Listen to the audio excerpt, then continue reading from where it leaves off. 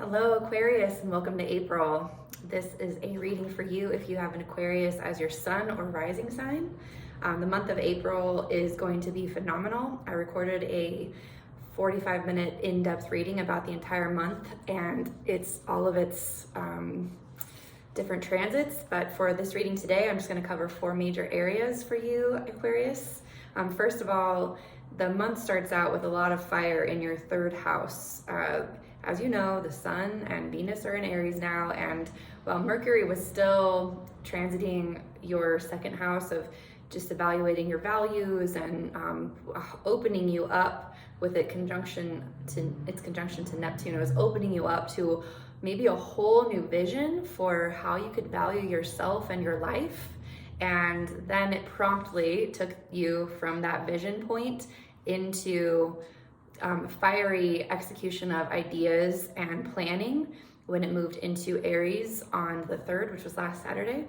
So now that Mercury's in Aries, it's going to move really quickly through this area of your mind. So you'll probably have a lot of really fast, sharp ideas, lots of impulses to write things down, to get it on paper, to consider the way things could function in your mind differently.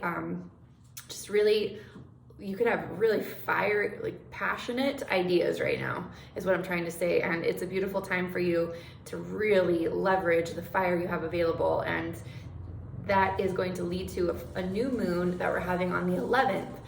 This is going to be a seed that's planted in your mind, an idea that's planted in your mind. And I want you to know that there are some seeds in nature that require a forest fire. They require to be scorched in order to activate that seed. And the reason why nature creates this is because there are some seeds that require a certain level of attention and resources and space and sunlight to be able to take root and flourish. And there could be some areas in your life, certain ideas or thoughts or bandwidth that you used to use a lot of your resources to think about those things. And I would assume that this fire is really burning some of that off and activating and creating space for a new seed. So be very conscious of any ideas that you're having right now, and be ready to get the support needed for your ideas to really take shape and manifest in your personal space, in your home, because on the 14th through the 19th, we have Venus, the Sun, and Mercury moving into Taurus. This is showing up in your 4th house of home, family, your close, the way you nourish your body to feel like you're resourced well. So there will be some sort of brilliant idea that you have available that is going to transform and create a very tangible shift when these planets move into Taurus, and be very supported. Starting around the 14th through the 19th, and then lasting for about a month. So really great supportive energy for anything you're doing on the home front right now. On the 23rd, Mars will be moving into Cancer from Gemini. Gemini has been activating your 5th house. Mars has been activating your 5th house since the beginning of March, really, and you've been having a lot of maybe strong desire to break free, experience fun, pleasure, leisure, enjoyment, excitement, things like that. And once Mars moves into Cancer, it'll move into your 6th house, and the entire collective is going to feel a big shift when this happens.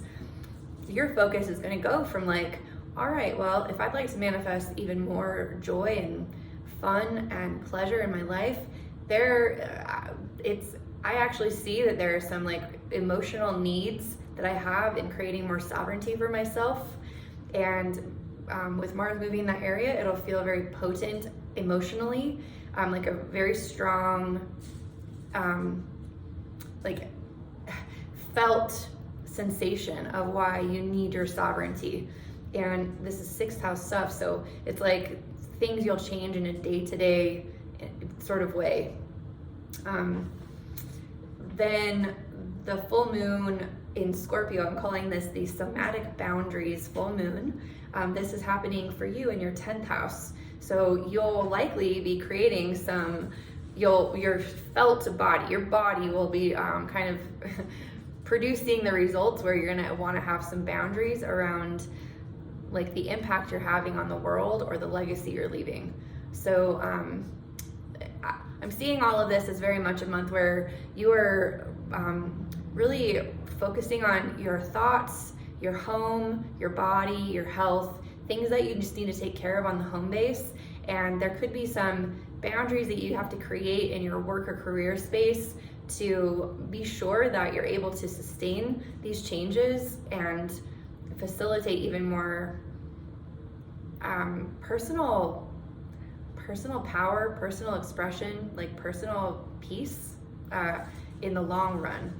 And so Aquarius, this is like beautiful energy for you to really